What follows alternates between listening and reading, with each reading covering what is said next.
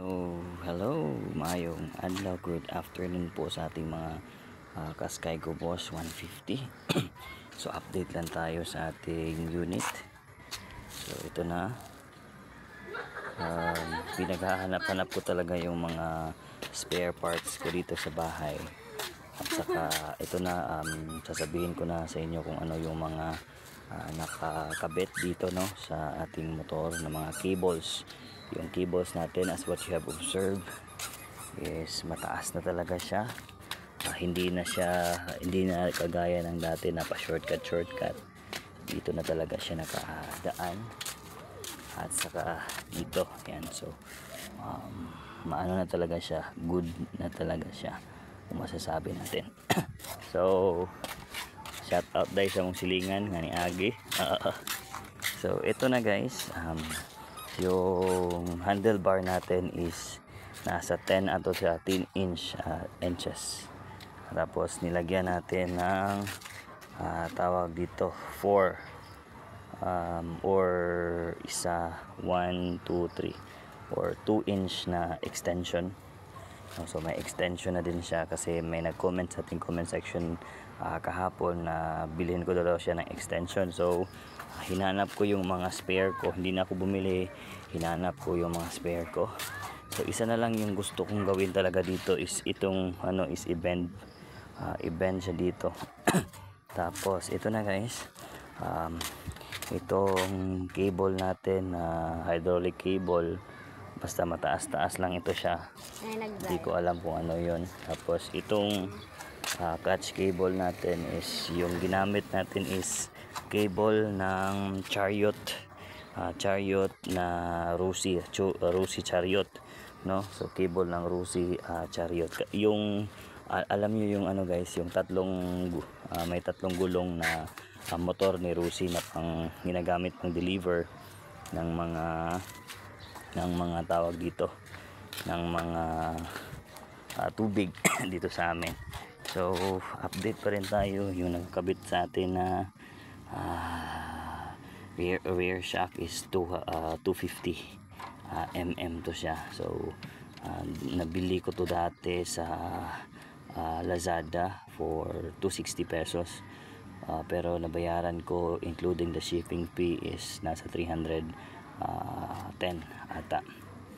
And ito Harley Davidson sticker, 100 yung isa. Tapos ayan na. So ayan na yung concept natin. Lingkurin lingkod.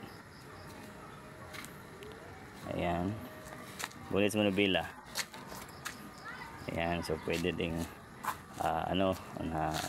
umaabot na talaga yung bata dito. Ayan. Ayan guys, so yan lang muna yung shinare ko. At saka ito pala guys, makikita nyo naman is nakikita na yung ibang wirings dito kasi bininat ko talaga siya. Kasi bininat hinila ko na talaga siya, tinanggal ko tong ulo niya, tapos inarrange ko sa loob.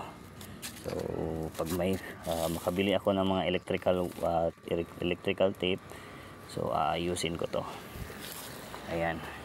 So ayan na guys yung ating concept. And saka sound check tayo. Kasi dati guys, alam ko na experience na din ninyo ito na grabe yung vibration pag pag natutrutol tayo. So ito na pala, sound check tayo. Ito na yung tunog ng ating motor.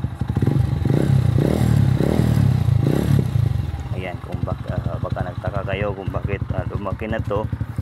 Pinagawa ko kasi yung tambutso nito. Ayan, ito na yung tambutso niya. Kasi kung ma-observe nyo guys na grabe yung vibration niya, grabe yung vibration pag nagpatakbo tayo, kasi yung natin tambutso is parang merong mga bakal-bakal na yun siya yung pumipigil sa ating motor. At saka ito na siya, good as go na. Tapos isa na lang yung gusto ko talagang gawin dito is paggawa tayo ng footrest dito natin paggawa.